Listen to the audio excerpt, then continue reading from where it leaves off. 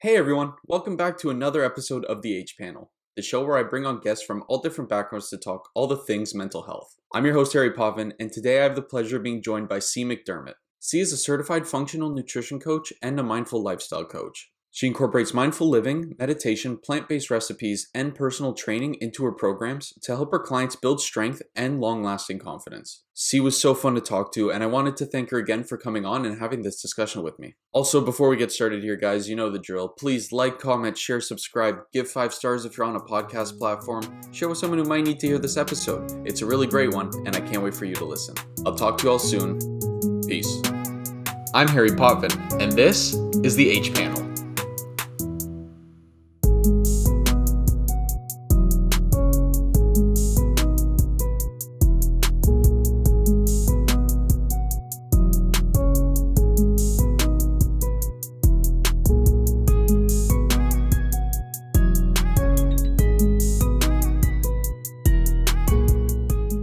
And we are live. C, thank you so much for joining me today. I really appreciate it.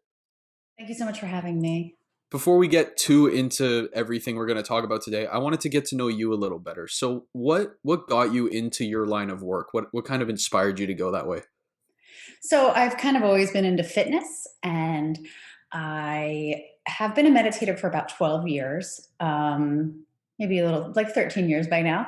But I guess at that time I was kind of looking for something a little bit deeper, something a little bit more, and I just found a lot of interest in the mind-body connection.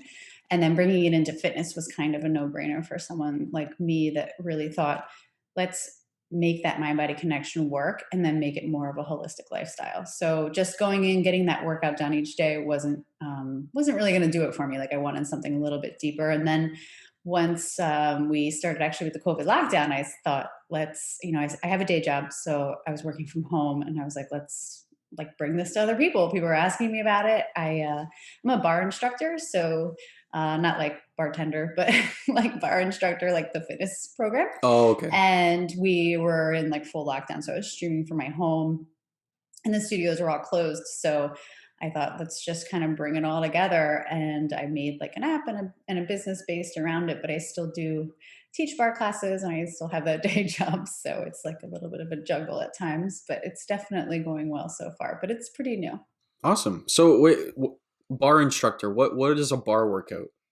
So it's kind of like a mix of ballet, but you don't really need to be a dancer and you don't need to like be a ballerina. A lot of Pilates type moves, but you're often using a stationary object like a bar, like you would see in a ballet studio. But a lot of people just use a chair at their house because, again, they're streaming from home at times during COVID. And there's a lot of people who still aren't comfortable coming to the physical studio. We're at like half capacity right now. So we only have 5 or 6 students in a class. But people at home just do it from their chair or a countertop, and you really just need a stationary object, which makes it nice to stretch and everything. But yeah, bar is a lot of core work, a lot of like intense like squats and plies and things like that. But you don't need to be a dancer to do it, and you don't need to be perfect to do it. It's just a fun way to work out and like get really strong throughout your body. So Awesome. So did you have like an athletic background growing up, or has this like want to be constantly moving, exercising, has that always just been with you? I was always active as a kid, but I never played sports, organized sports. I was kind of more like a solo, like I like to run. I used to be a marathoner. Then I had kids and I was like, oh, I don't really have the time. And it kind of beats up your body too. So I've always just kind of been into working out. I went through like a huge Pilates phase, a huge yoga phase. So I kind of find what works at my time, that I think that I'm in that stage of life. And right now I'm really into strength training and bar, and then again, meditation. But yeah, it's a nice balance, where you have physical movement and real like strenuous workouts, but then like kind of that softness of meditation brought in. 100%. So I was actually going to ask, so how does meditation, where's that question? Sorry. Where is it? Okay. Oh, I thought I just had it. Oh yeah, okay, sorry. Wow. So how can meditation and like the mindfulness that you provide, how does that positively impact a workout? So meditation, funny you should ask. I actually wrote an article about this, but it's on my website if anybody wants to read deeper. And there's scientific reference to it, and there's like a lot of studies about this. But meditation increases your tolerance to discomfort, and it can connect your mind with your breath. So, and even in strength training, or for instance, like say in a push up, when you're performing a push-up and you're bringing breath to your exhale to pressing away from the floor and the strength portion of that, it's very helpful, and a lot of people do it anyway without realizing. Um, but I think a lot of the idea is that you kind of almost increase your grit, your ability to stick with it. And I find that most people over the years of training people, they get into something and then they kind of like wane on it, or they just get bored by it. And then they kind of just like that program, and then maybe they don't stick with a fitness regimen. But when it comes to meditation, you really are focused on that mind body connection. You really feel your muscles working, you really feel your lungs breathing in air, exhaling, and you're feeling that positive effect in your body each day. And then when you take those few moments, either before or after or on a rest day, to focus on where your strength training or your run or whatever you've done that for that day, when you really focus on what it does for your body and you have that connection, I think people find such positive effect of it that everybody wants to stick with it. And yeah, I think it just brings you kind of like a deeper connection to physical movement, which we all need. Yeah, I just started doing. Do you know who Yoga with Adrian is?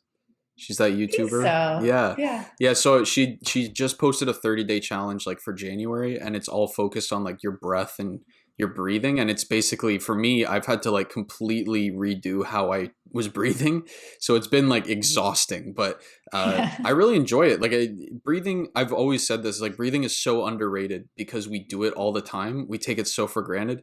And like even like when you're looking at, when you're having like a panic attack or you're feeling, anxious, um, when someone says just breathe, you kind of want to punch them in the face because it's like that's it. That's the only advice you have, but it is true. It's so beneficial. And just paying attention to your breath. And, that's such a easy intro meditation, that like just observing your breath. It really just brings you back to, this is your space. I like to say, like, this is your home address, right? Like, this is life's address right here. So when you come into that space, you're really kind of coming back to yourself. So your mind isn't wandering off. You're in that workout, you're in that, or after a panic attack, you're in that moment where you're like, just this moment, that mindful moment to be like, okay, gather myself, whether that's, in a source, after a source of panic, or during like, a great workout that you feel good, but you're able to kind of focus on yourself. Yeah, 100%. So, um, your program is called Mindful You Fitness, right? Mm-hmm. So, what kind of comes with that program, and how is it distinguished from the rest that are out there? So there's tons of trainers out there for sure. I just wanted to incorporate something that would, again, like bring that mindful meditation into a fitness space, because you can go into a gym. I just find so many people in general go in, especially now that like kind of hit workouts are trendy and things. You can go in, do a 15, 20-minute workout, check that off your box, and you're done for the day. And tons of people do that. And if that works for you, that's awesome. That's totally fine. I wanted to bring something just like a little bit more that you would really incorporate into your lifestyle. So, again, when you have that time of reflection, then maybe later in the day where you are connecting with your body, when you go to make food choices or media consumption choices, you're really thinking about what you consume, whether it's, with your eyes, your ears, with your body, what you're consuming on a daily basis. And then kind of just finding that full circle where you're really focusing on nutrition and health and wellness and movement. And so does it take a couple days or weeks to kind of get that focus on these things, or is it almost instantaneous? You know what? There's actually a study that was so interesting that I recently read, and novice meditators were found to have a uh, or a greater tolerance for pain. And not that working out can be painful, but again, like that discomfort of being like, oh, I'm kind of out of breath, I'm getting tired, maybe I have to quit this. You kind of get more of that grit. So they were actually shown with the 5-minute meditation, novice meditators, so only like a few days of meditating really even showed a difference in a study, which is cool because again, like it's such an easy practice to pick up, but people think that there's more to it than there is. So sometimes I think people feel like, oh, I have to be on a mountaintop to be able, I have to go on a retreat that costs thousands of dollars. I need all the gear. We tend to be like, oh, let me get, all this stuff and these bells and these, all these candles that like, which is lovely if you can and you have the means to do so. But I realize that everyone does. So sometimes you just find that space and you can meditate. You sit and you meditate, and whether that's in like a home gym. My program's all set up for home gym, by the way. So it's like because of COVID and lockdowns. And then I think many people are just finding that that's an easy way to incorporate strength training into their life. It's just a couple pair of dumbbells, some workout bands, and doing like in your spare bedroom or in your garage or whatever. But finding that time to sit and meditate has made such a difference for so many people that I know. And it's just so much more simple than we let on. Hmm. Yeah, I was just gonna say that like I feel like we were almost there's like a silver lining in this pandemic almost because we've kind of forgotten, like you've mentioned, that our body is our home address. We've kind of separated ourself from our body and just kind of assumed that everything externally is what's our address and what's important without focusing on ourselves. And I feel like a lot of me, especially like when like a little before the pandemic hit, like I started, going to get help and figuring out who I was really. And I started realizing like I paid way too much attention externally. Like I never focused on inside. And then when I got there, it was like this broken down house that had like vines growing out of the windows and crap. You know what I mean? So it is really important. And I feel like, now more than ever, like what better time than now, right? It's really, yeah, it's a time of reflection for many people. And I know it's a hard time for a lot of people. So not everybody has the luxury to be able to do that. But if people find themselves with that time, it is, and again, if you're by yourself, or if you're the opposite, you're with a family and your kids aren't in school and they're driving you crazy, both of the, any situation you're in right now is a great time to kind of go inward and note. And again, like we are so inundated with news nowadays and like just visual kind of everything. It can be like a lot of overload. So to turn that off, um, but still like live in the real world. Cause I know that, I'm on my phone. I have to be for my job. I have to be, to speak to clients and things. And we all use our phone. We probably all use it a little too much. We rely on that technology, but we still need to live in the real world, right? So we have to kind of find that balance. And it's like anything, too much of anything or too little of anything is really not possible in today's like fast moving world. So, you know, if you watch the news on, say, on your phone, most people probably do at this point, just do so mindfully. Like I'm going to look at the news today, but I'm not going to let it kind of eat away at my soul. I just want to know what's going on. You can't totally avoid it, or things might be happening you wouldn't know about. So it's just that mindful consumption that I think people are really craving now. Yeah, I know a lot of people that drive themselves crazy looking at the news now. Like even now, here's the thing. I get like COVID is obviously a real thing, of course, and people are getting sick, and that it's a serious thing. But I know people who every morning will look at the cases or like the numbers of infections a day, and they'll just freak out every morning. That's their routine. I'm like, what kind of Uh, routine is that? That is self-destruction. That you've been doing it since March every Yeah, I morning. know there was definitely a time where a lot of people were doing that. Everybody's tuning in to like the news things, the media briefings that were happening daily. But I mean, at some point, yes, we definitely need to be aware of it. We need to, use caution with ourselves, and everybody's level of comfort is different, and I think we have to respect that. But yeah, I mean, that is no way to start your day, right? I wouldn't want to end my day that way. I wouldn't want my midday that way. But we have to be aware of it, and of course, have compassion for people that are affected by it. But yes, that is toxic. That is at some point it's got to stop. I did it. I did that for a couple months. I remember because a couple accounts that I followed were they're not really news accounts, but they're kind of like keeping younger guys updated on what's going on in like Toronto and Canada. Mhm. Um, and every morning they would post it, and I just kept looking at it, and then I caught myself like 3 months in. I was like, man, every time I read it, I feel like crap and I'm freaking out, even though I'm not going anywhere. So Mhm. it's like, yeah, it's important to be aware, but you're going to eat yourself alive doing that. Yeah, yeah, and it's again, like, if this happened 20 years ago, we would tune into the nightly news, we would have the information, and then that would be the end of it, but now it's at your fingertips, and it is Mm, unavoidable, and, my greatest concern is, like, teenagers that really do as adults, we have a hard time controlling what we watch. There's everybody knows the phones are literally addictive at this point. News is addictive. I mean, we've shown it with brain scans and everything. So how is a poor teenager supposed to navigate something like that? I have small kids, but they're really tiny, so they don't have phones. But if you have a teenager, it's probably really hard. Or if you're a young person just coming out of college or something like that, it's a hard time to be out in the world, or rather not in the world at all and stuck in your parents' home or wherever you may be. Um, yeah, it's a hard thing to navigate right now, and I think nobody has a good answer. We're kind of all just trying to figure it out. yeah. Well, the problem too is like, for like the young teenagers you were talking about, like their whole world right now is on that phone. Like they can't go see friends, they can't do anything. So everything they're that seems a little dramatic, but everything they're living for is on their phone pretty much. Hmm. So yeah, it's just about learning how to navigate that. It's so tricky. Um, but like you got to be hopeful. I mean, I'm sure we'll figure it out. Yeah, things are starting to turn around here. Vaccinations are kind of coming out slowly but surely, and we have a great deal of the older population.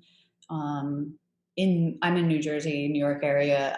They're not doing a fabulous job, but they're trying. So we're definitely getting that vulnerable population vaccinated, and hopefully that continues at a faster rate soon. And then, as things begin to open up, I think we have a less time really to our phones and their faces in our phones, where then maybe people will get back to work or maybe just take up more outdoor hobbies and things, as things that socialize more in person than we are in Zoom happy hours and talk calls, which was fun. And oh, let's do this, it'll be fun and it's unique, but this 10 months in or whatever we are, I think it's getting old for many people. I know. After a couple Zoom hangouts, I was like, okay, okay, okay. This is enough. I can't do this Yeah, anymore.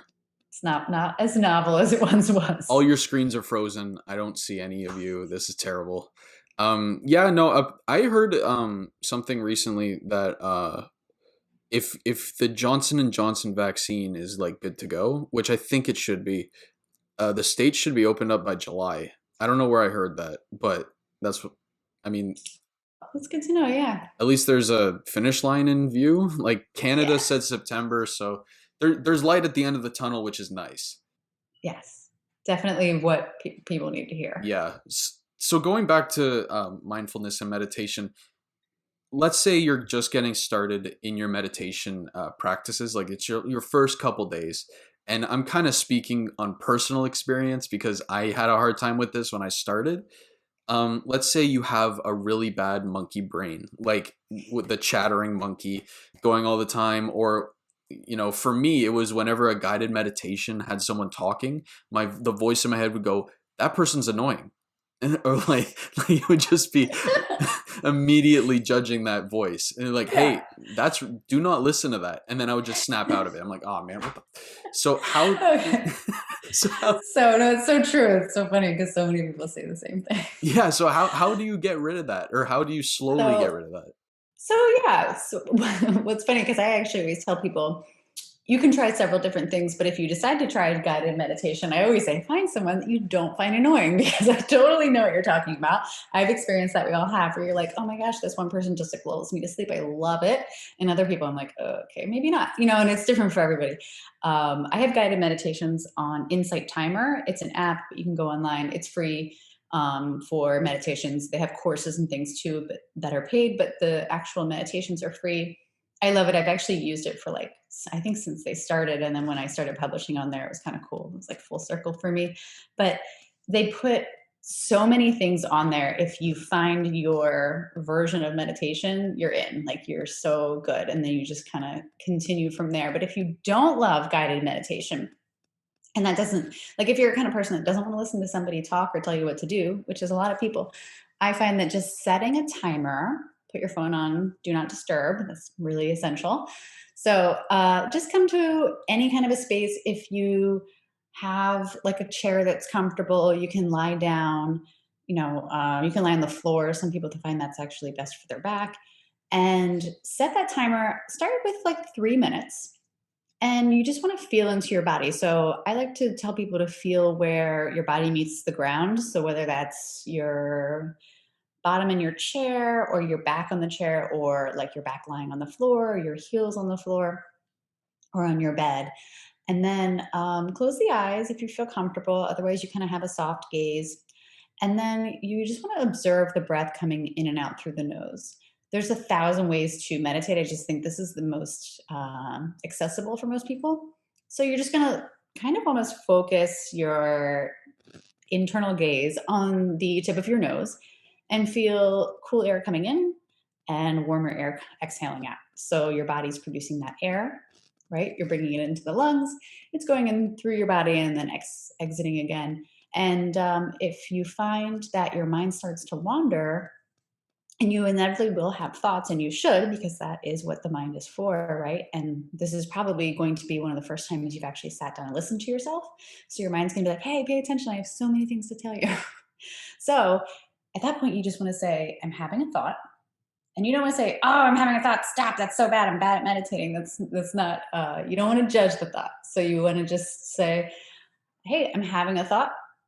And that's it. And then you just let that thought go. Some people like to say, like, imagine it like being on a cloud and it just kind of drifts off, or imagine like placing that thought on into like a river, and then the river continues to flow. So whatever visualization that you like or come up with, but really just 3 minutes of that.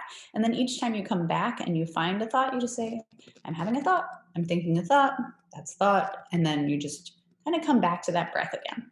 So without judgment is the main thing, which is really hard because we all do it. And people that are meditating for years still are like, come back to it. Stop, you're doing a bad job of meditating. And there's no bad way to meditate. There's no good way to meditate. You're like, oh, I really killed that meditation today. Like, you're not doing deadlifts here, right? Or just like, you're there to do it. If you did it for the day, great. If it made you feel good, even better. And you're not always going to have a great day at it. Sometimes, again, like you have that monkey brain, like you said. And then I also have had people be like, I don't think of anything. Is there something wrong there? And I'm like, no, you're good. That's how you are. It's no big deal. And then they worry, oh, I'm not thinking anything. Should I be thinking everything? No, just pay attention to that breath to start. It's a great starting point. If you're like deeper into your meditation practice, you can go with like a mantra as you breathe in, a mantra as you breathe out. You can even just do counting. Some people love to count breath to 8 and then just start again at 1. So kind of so many different versions. My favorite that I like to do often is like a reset in the afternoon, particularly now that I'm working from home. I'm kind of all over the place, like all morning. I go, go, go. I'm like teaching classes. I come back. I'm on like 3 different computers in my office. And then I just need like a reset. And I like to do like a body scan meditation. So those are usually guided. I'll do them in my own head, but only because I have done them a million times. But you really just like start either at the toes or the top of the head, and you just work your way down the body, kind of relaxing into each body part. But when you call attention to it, it really just kind of like calms the muscles, calms the nerves, and brings your mind to feeling into that space. And again, that mind-body connection is so helpful on so many levels. Mm-hmm. Yeah, that mind body connection is so important. That's a big reason why, because I have back injuries, but that's a big reason why they started. Because this is, sorry, mom, I got high once, and I like when I did, I started really focusing on my body, and I realized how elongated or like stretched out my back was, and it's from the years of not paying attention to my posture, or just like how I was walking, how I was sitting. So it's so important to have that connection, or else you're gonna end up one day maybe, and like your back's gonna give out, and you're gonna go, "What happened?" Like I was when my back injury. I was 21. I was like, I thought, the bad backs, that's for like 50-year-olds. But Hmm. it can happen. So stuff like that, that's so important. Because so many people actually do have back injuries for many different reasons. But yeah, like posture is so helpful. And even in just a meditation, when you're paying attention to how you're lying down, and you're going to kind of go into like where your body naturally will be. And even at that moment, maybe you're able to see when you're lying down doing a meditation, doing a body scan, like maybe one of your hips is a little bit higher than the other. Maybe you go like check that out, see if you're a little bit uneven or that shoulder is forward because that's where you lean when you're at your desk typing. So kind of checking in with your own body, and then maybe at least realizing where you might be uneven, because no one's perfectly even, right? Like we all do, like we lean to the side, we're the dominant side and our non-dominant side, or you lean into your phone and you curve forward and then you find that your neck is actually farther forward. So it is a good time to kind of check in, almost like a little chiropractor of your own, that would be like, my shoulders are really high up today, I must be tense, kind of pull them down. It's helpful. Yeah. Have you heard of that? There's like a new filter on social media. It's called the inverted filter, and you put it on your face, and it shows like how uneven your face is, and Oh, I don't need to know it's terrible. that. It's But terrible. it proves your point. Like no one's face. If you watch all the videos, no one's is even. There's no way. Oh, yeah, but I I did. don't I like did that. mine. I did mine. I was like, well, I didn't think I had an issue, and now I do. Yeah, and then you're gonna have a complex. Now, imagine if you were a young person that was like just kind of starting out in the world, not realizing, like a teenager that wouldn't know not to apply that to their psyche. I don't like that at I all. But know yeah. the social media rabbit hole for like I get like there's so many benefits to social media, but like for the young, like I'm not old, but if I had like TikTok and Snapchat and Instagram when I was in like beginning of high school, elementary school, I would have been screwed. I already had issues. Like I'm like I had so many self-conscious issues. Just to have that and see all these perfect people, I'd be like, now I'm really screwed. Yeah, yeah, that would be hard. I'm on Instagram for the first time since November. So I have actually never been on social media in my life, if you could believe it. I was probably one of the only people that I know that Wow. besides maybe like, little tiny kids and stuff. But yeah, so it's a whole new world to me. I luckily am like kind of able to like turn it off because I'm not addicted to it yet. Hopefully I won't be. I'm very conscious of putting my time in to talk to clients, and I post workout videos daily and things. But yeah, it's a tough world out there. You got to kind of keep it in perspective. Yeah, 100%. So you're a mom to two young kids, right? I have two little boys. So how do you have the time to do mindfulness and your work and take care of these two young boys? Yeah, I am a very productive person. No, I'm very good with time management. In all honesty, I really am. But also, I think mindfulness is something that you can practice throughout the day. And like meditation, you definitely need to like sit down and actually do. But I like to practice mindfulness with my kids, and while I just like perform those daily tasks. So while I'm like making a lunch for preschool, is a nice time to be like really focus on what I'm doing, and one thing at a time. I'm making a peanut butter and jelly sandwich, putting love into that, packing it in a little box ready to go. Now, do I want to like slap it together and throw it in a bag and be like, get in the car, let's go? And do I some days? Of course, because we all do, right? But I definitely try to instill in my children in particular, and try to serve as an example for them, is really just, when you're upset, you identify with it. When you're upset, you come to that breath. And they say it to me sometimes. They're like, let's all take a deep breath. So they know, because kids are really adept at mindfulness without realizing, because they aren't tainted by society yet. So they do focus on the moment. Kids are really into that. They do one thing at a time, they do it well, and they really focus because they haven't, I'm not big on screen time with my kids, so they're not off in like iPads and television time. They really are like they were playing Legos today and they are focused on those Legos. Like I was trying to get their attention. I'm like, hey, but they're Legoing. And I try to take cues from them, really. Like they are really good at mindfulness.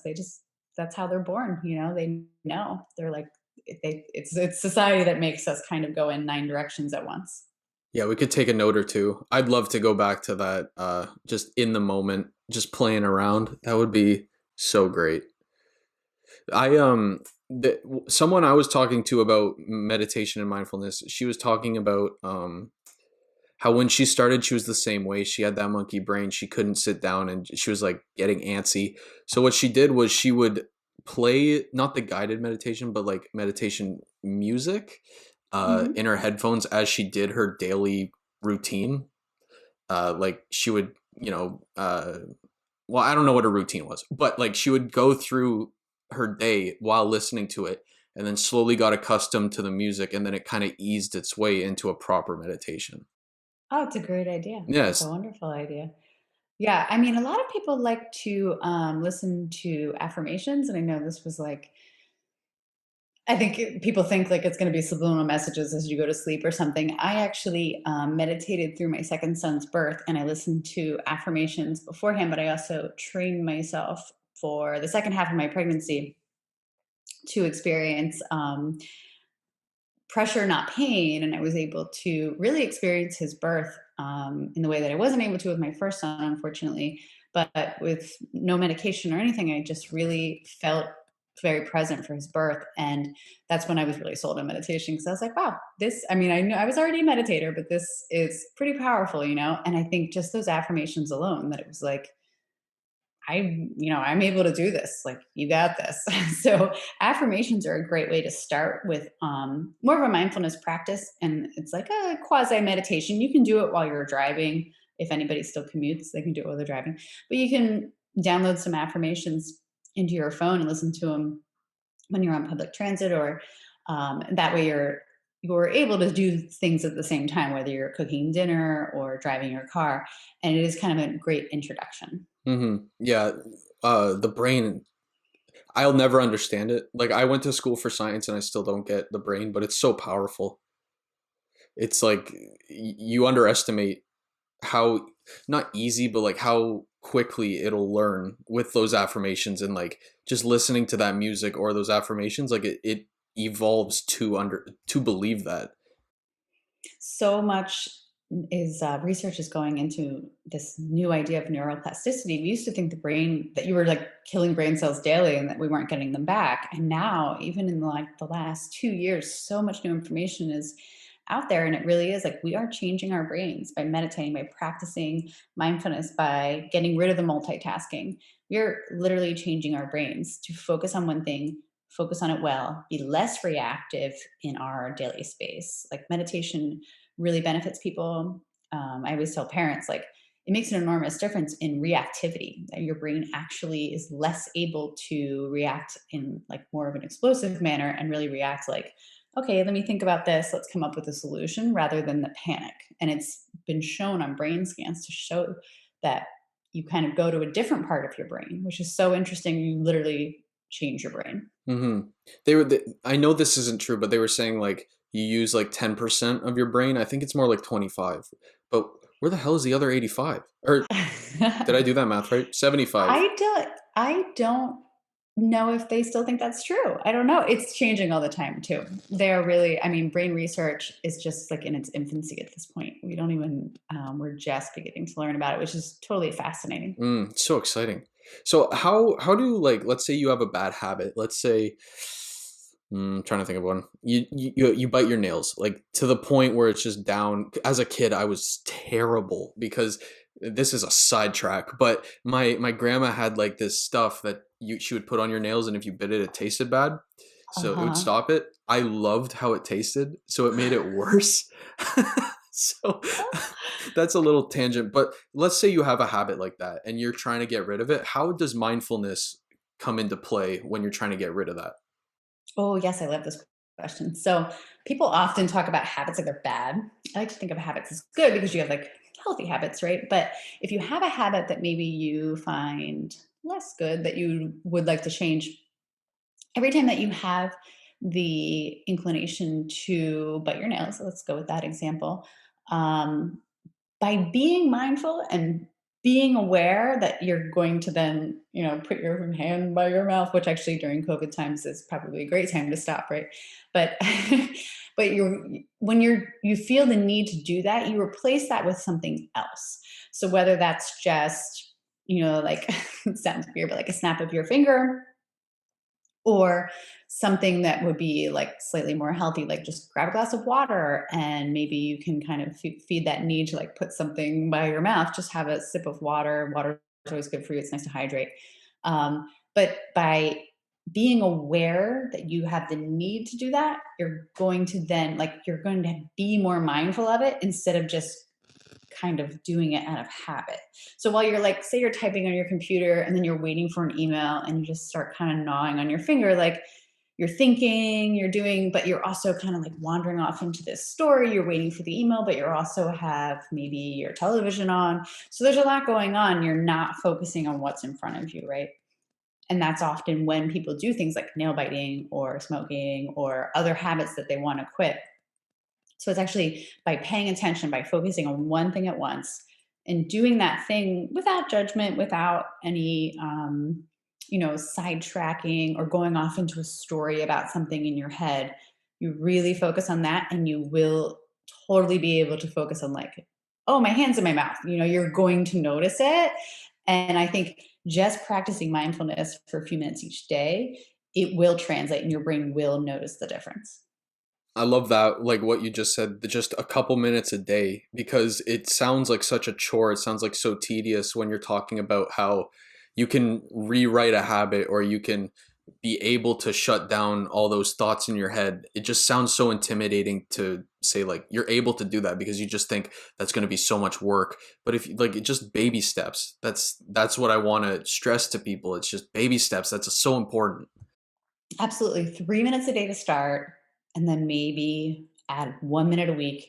And if you get to 10 minutes, you're golden. You're good. You want to go to 20, great. You want to go to an hour, cool. And you have the time, sure. Or like split it up into sections, whatever you need to do. But 3 minutes a day, even if you did 3 minutes a day in the morning and then 3 minutes at night, 6 minutes a day of paying and really focusing on your mind and your breathing makes a difference for your brain, a huge difference. Hmm. That so for the no judgment thing, do you have to do the same thing then when you hear that judgmental thought? Do you have to put that mindfulness into action again and kind of nip that in the Yeah, bud? so if you're in a meditation and you're like, I'm having a thought, and then you're like, oh, I'm doing a bad job of that, just without judgment. So again, like, if you're thinking, oh, I have to write that email and I have to buy that birthday card. Oh, I'm having a thought. And not like, oh, I'm having a thought. I'm doing a bad job of this. It's just, I'm having a thought. I'm having a thought about that, coming back to the breath. I'm having a thought, back to the breath.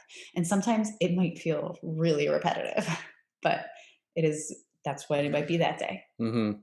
My when I was first going to proper therapy, she told me because I would have so many thoughts in one day and like my head was scrambled and like I would get overwhelmed and angry and anxious, and she told me to like kind of when I'm feeling that way, she told me to kind of mentally pretend you're taking a step back and seeing that thought and going, oh, there it goes, as opposed to Mm-hmm. living in it, which Mm-hmm. helped so much because at first it felt so stupid.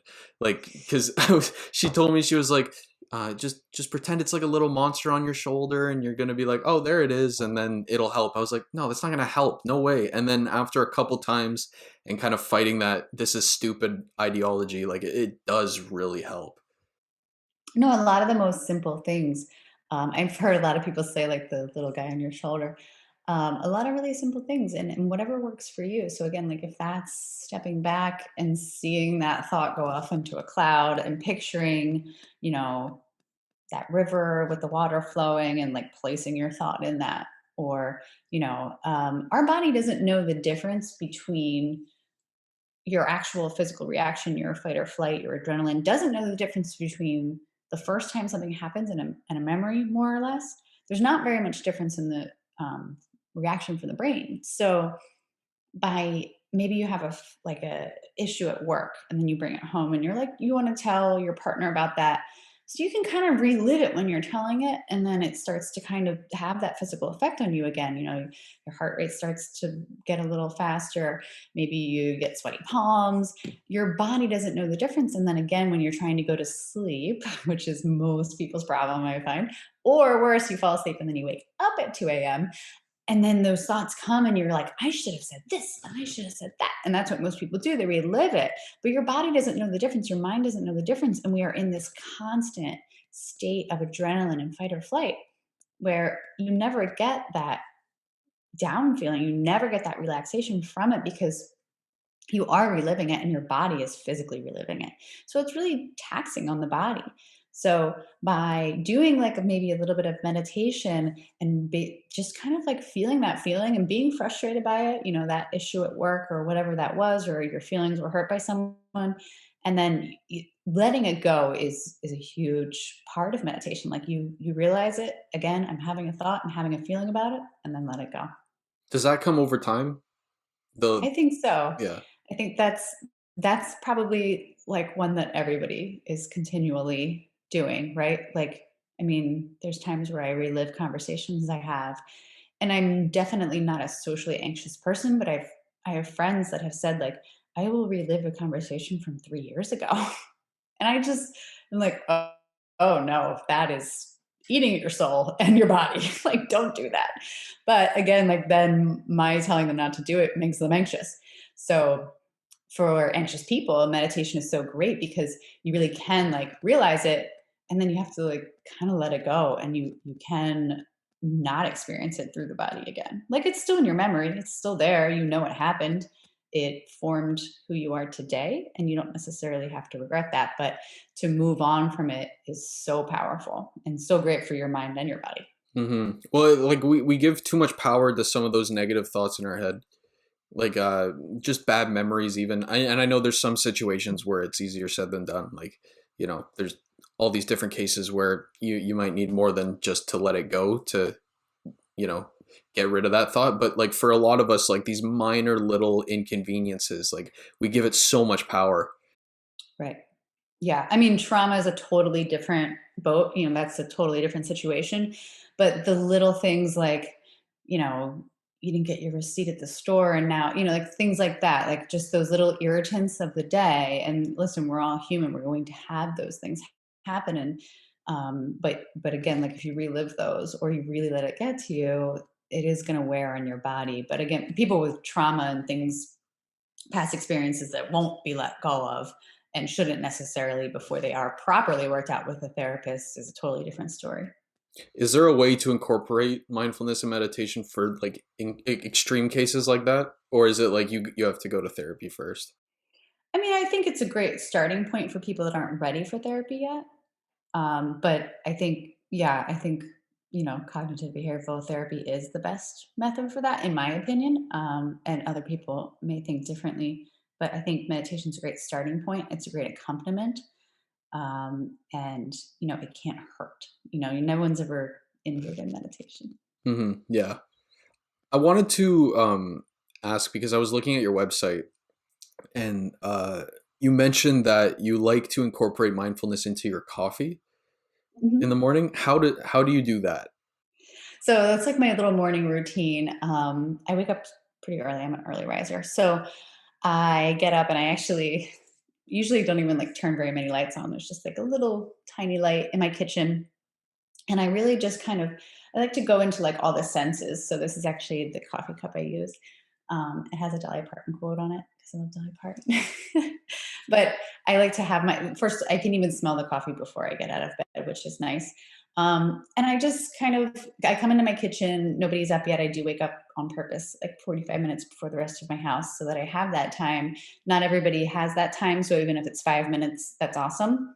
And sometimes my kids come down and it's like 5:05 and I'm like, "Oh no, why are you here?" But so that I don't get that time, but most mornings I am able to. So I just pour my coffee. I like to feel the mug that the coffee's in, I feel the temperature, I like to smell it, I like to look at it, and just kind of sit with that. And then I usually take a moment or two to reflect on what I want to work on for the day. And I think this is a really common thing that people do, but I've just been doing this kind of intuitively for so long that I don't want to say, okay, so now 9 o'clock I have that meeting and I have a Zoom at 1 o'clock, and that comes later. So this is more like I want to work on. This is my most common one because I'm a parent. Is I'm going to work on patience with my children because every parent can relate to that.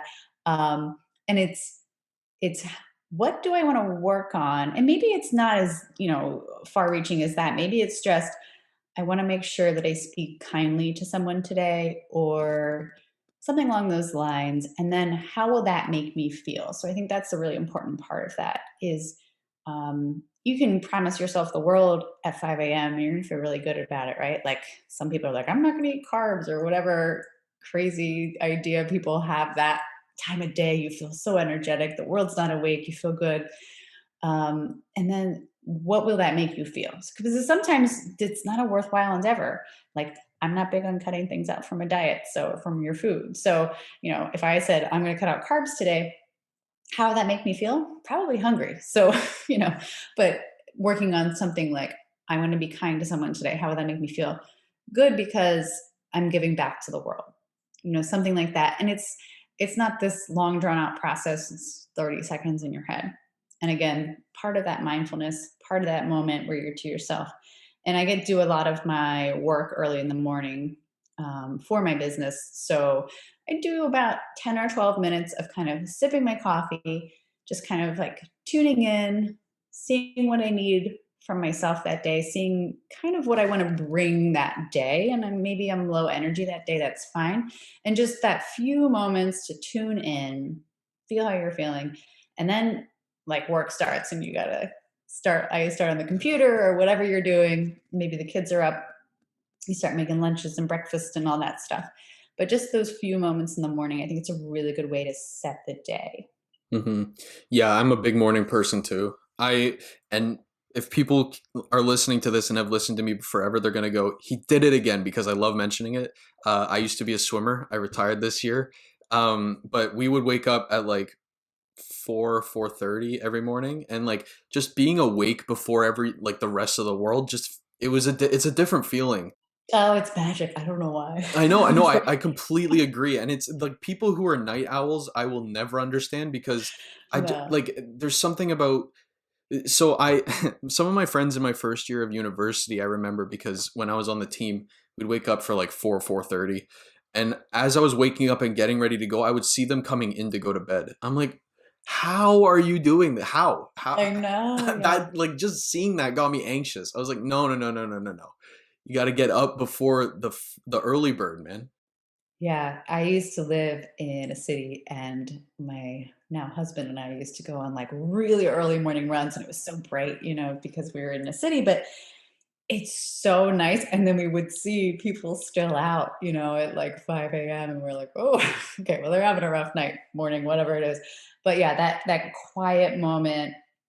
I live out in the country now, so it's always quiet, but that quiet moment kind of before the world is up is just a magical time for me personally. And I think that I know night owls that are like, no, it's magic when everyone's asleep. That's my time. And I think it's just what people, maybe you're born that way. I don't know. But I mean, I'm in bed by 9 o'clock every night. So people would probably make fun of me when I do have a social, which lately hasn't been anything, obviously. But previously when I had social engagements, I was like, oh my God, I'm gonna be asleep at the table. but but yeah, that early morning is just like a nice time to reflect. And if you're not a morning person, do the same thing at night. If you're like that night owl that usually sits and plays on your phone or you do the Netflix thing, like do that purposefully. Like watch Netflix, don't look at your phone, don't have a conversation on the phone at the same time. Like just do that one thing, tune into it. If you want to like do it on a Sunday afternoon, I'm looking at the snow piling up outside right now. So it's like make it that afternoon movie, pop some popcorn, feel your hands in the popcorn bowl, watch the movie, the show, or have a dance party with your kids, but just like be in that moment And it's not practical to do all the time, but those moments that we can steal are so precious. Mm-hmm. Yeah, just the little moments, right? I think, like I've mentioned this before, like no better time to try that than now. The problem is a lot of us are getting sucked into that social media rabbit hole because we're so dependent on it. But even just like you've mentioned, just a couple minutes away from the phone, just to get back into the real time or real world, like eventually something's gonna crack. Mhm. Yeah, and I mean, I have my Apple Watch is like a person that works out a lot, and I know some people at this point like almost have an addiction to it. But I take time out of the day where I just like do not disturb on the phone. I don't need to know my emails. My phone is 5 feet from me. I don't need it on my watch too. But that's technology, right? We're like kind of stuck with it at this point. So we all need to find a way to navigate it that works for us. But I think we're in that kind of in between time where technology can move so quickly, and then people are like, oh wait, we kind of have some collateral damage here. There's people that aren't doing well with this, and then some people are doing okay with it, and some people are like okay without it. But there's people somewhere that are kind of not doing great with it, suffering, haven't found those boundaries. And I'm hoping that in the next 10 or 20 years, we do find those boundaries, that space, and maybe that technology starts to kind of have parameters for each one of us that works. Because right now, I think we are in that space where it's like technology has taken over, but we haven't figured out how to like manage it yet. Mm-hmm. There was an article that my dad actually sent to me this morning. The Facebook CEO Tim Cook, I hope I got that name right. But he was talking, he was kind of bashing, no, not the Apple CEO, Tim Cook. He was Mhm. bashing Mark Zuckerberg and Facebook because for social media, because he was saying like it's going in the wrong direction and we're being too addicted, too dependent. So I think they're going to try to find a way to make social media less like dependent and more like just a thing where you go on, you see the news, and then you get out.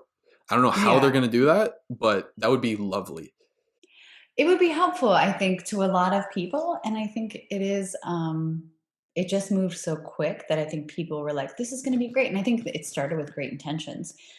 People are like, "We're gonna connect people, and it's gonna be so great," just like many things, like, it starts with great intentions, and then it kind of, because technology moves so quickly now, everything moves faster. All of our, information is snippets in 10-second segments as opposed to sitting down to the nightly news for an hour and kind of absorbing the information. Now, I mean, people watch videos and fast forward, and the people sound like chipmunks so they can get more information. And sometimes it's not even information, it's just stuff that they want to hear. So I think it just moves so quickly that no responsibility was taken. But I think now people are starting to realize my actual like dream is that people feel more of a sense of privacy in this next generation, and that they'll say, no, I don't need to broadcast that. I don't need, like, I want to be more with myself, more with my family and friends, and that they aren't interested in it. Fingers crossed. And you never know. Well, you're not gonna miss the look what I'm eating for dinner posts. Yeah. I'm always intrigued. Yeah, it is a little bit voyeuristic at this point, but and there's so much redundancy to it. It can be hard, but yeah, I think we'll all find that happy medium at some point. Is my hope. Yeah, no, I'm hopeful as well. So before there's like one little section I wanted to get into, but before I get into that, you say you use Spirit Animal coffee? Mhm. What is that like? What makes that different from other coffees? This might be a Well, little it's plug. it's single source. They work direct with farmers. The coffee's so good. They're just a really nice company. They're kind of new. So that's the coffee I drink. I just try to keep it to a minimum each day. I'm not big on stimulants, but I do like to have 1 or 2 cups of coffee a day. I just really love that brand. I have a few things that I really like, and I try to find companies that are like green and sustainable. And Spirit Animal is one that kind of spoke to me. Nice. So shout out to Spirit Animal. You're welcome for the Yeah. plug. Hit me up for a sponsor. Yeah. So I wanted to ask you about like plant-based recipes because I know that's one of area of expertise for you as well. So um, are plant-based recipes more impactful on physical and mental health than say most of our normal diets? And Yeah, I yeah, think oh, sorry, go ahead. no, I was just gonna add to it. Like, if so, why don't more of us adopt that lifestyle? I mean, I think a lot of people, I mean, everybody has their preference to food for sure. I find, again, through that mind body connection, that I really feel good when I eat a lot of fiber, which is plant based fiber, and a lot of greens. And that's just the food I really like. I try to go low on refined sugar because it makes me feel best. So if I do have, like for like a birthday party and I have a piece of birthday cake, I kind of feel like sluggish after. It does make me kind of feel low energy, and it can kind of like for instance, some people have too much caffeine and they feel like jittery. It's kind of something like that. If you're really in tune with your body, you will notice the difference. I try to just eat whole food, so like real food. I don't like to take anything prepackaged. As I said, I have small kids, so I try to really make them food. And as a really busy parent, I often make 6 pounds of meatballs and things like that. So my kids are not vegan or anything. I'm not a strict vegan at all. My husband eats tons of meat. We have a lot of farms by us, so we get like a lot of grass-fed beef and like heritage pork chops and things that he often eats. I just really plant-based food just kind of always resonated with me, so I've kind of been like not a strict vegan, but just you know, um, a lot of greens and fiber and variety and just like colorful foods really speak to me. And I like to use a lot of like high fat, like cashews and dressings and things like that. So vegan food tends to have a lot of that. I like legumes and lentils and things, but there's tons of times where we have chicken thighs with dinner and things like that. So I just really like plant-based recipes because it's usually very fresh. If you have like a frozen pizza in your freezer, it's not going to be the most fresh thing in the world, but it's also not like really that fiber to kind of keep your body energized and that longer, or better for your metabolism, but also like longer to digest. So you have that energy for longer. But it's whatever works for individuals. Some people don't have the luxury of, a farmer's market, or they're in a big city, but not in a part that has a great grocery store or anything, and they have to shop at a bodega. So you do what you can with what you have. But I try to buy organic when I can. It can get really expensive, and not everybody can do that. And there's times where I'm like, I'm going to skip blueberries because they're $6 for a quarter pint. But all of the foods that I eat on a daily basis really are like free of, like trans fats. And I try not to do like a lot of the processed oils. I try to use like always olive oil. When you go out, if you want to get a salad, oftentimes they use like really like just processed like hydrogenated oils and salad dressings and things. So it just doesn't really give your body the greatest chance of feeling good, and we all just want to feel good and we want to have energy. Like, super busy, right? I want to be able to like get up in the morning, have that one cup of coffee, and then have the energy throughout the day. So I just think for me, plant-based works. And I know like people freak out if you're like, oh, I'm vegan, I'm not vegan. Totally not my jam. Like, it's just whatever works for you.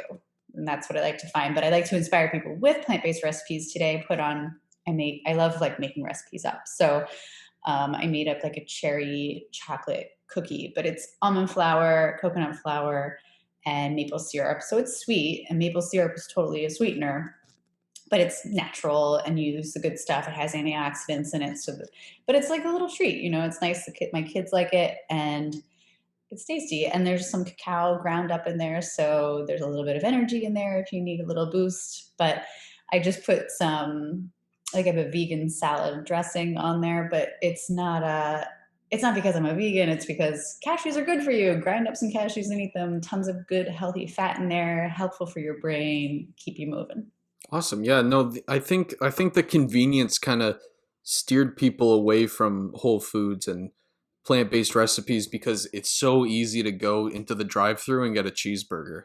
Yeah. And then you talk about like whole foods and you're talking about plant-based diet, and people kind of shrug it off and go, that doesn't work.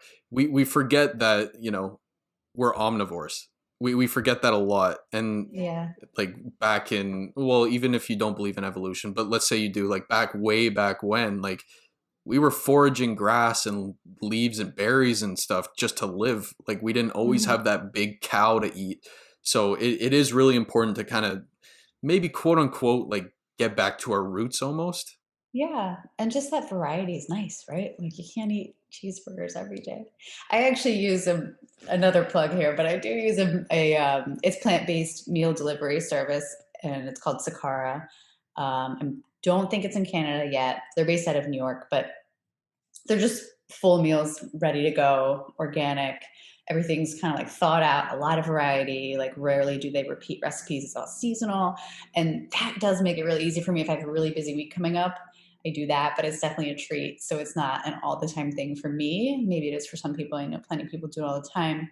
But and it's kind of like a nice little reset if you're like, oh, I just have a really busy week coming up and I'm going to need to be on. I have a lot of things coming up at work, or if you like have a trip coming up and you just want to like focus on that work trip, you can do something like that. There's tons of them out there. I know, I'm sure there's tons of them in Canada as well, and that like delivered to your local area. And while it might be like a bigger financial investment than if you went to the store yourself, you're not spending that time. So, you kind of every now and then are able to do it. And it might also give you some nice ideas for recipes and just that sampling of food that make you feel good. And then maybe you can kind of incorporate some of it into your daily life.